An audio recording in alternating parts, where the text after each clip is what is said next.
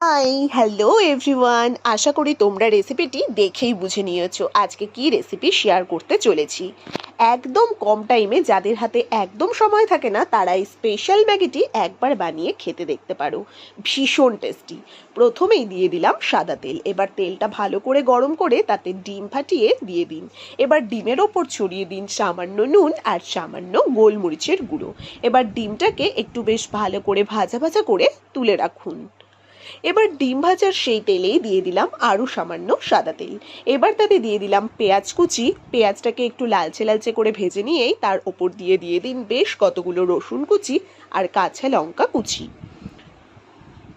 দিয়ে সবটাকে আবারও একটু লালচে লালচে করে ভেজে নিয়েই এবার তাতে দিয়ে দিন soya sauce, green chilli sauce, সামান্য হলুদ গুঁড়ো। হলুদটা আপনারা স্কিপও করতে পারেন, হলুদটা দিলে কালারটা একটু ভালো হয়, তাই আমি এখানে সামান্য হলুদ গুঁড়ো, সামান্য স্বাদ মতো নুন আর 1 প্যাকেট ম্যাগি মশলার গুঁড়ো দিয়ে দিতে হবে। এবার সবটাকে খুব ভালো করে নাড়াচাড়া করে মিশিয়ে নিয়ে এবার সেদ্ধ করা ম্যাগিটা এর ওপর দিয়ে দিন।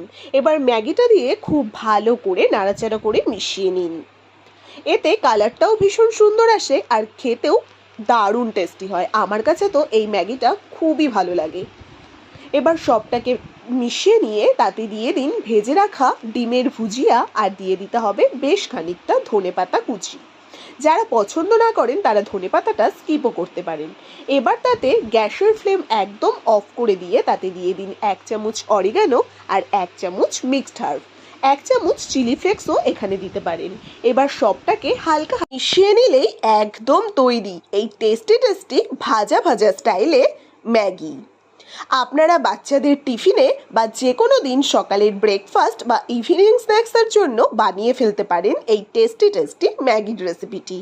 আমার কাছে তো ভীষণ ভালো লাগে, তাই তোমাদের সাথেও রেসিপিটি শেয়ার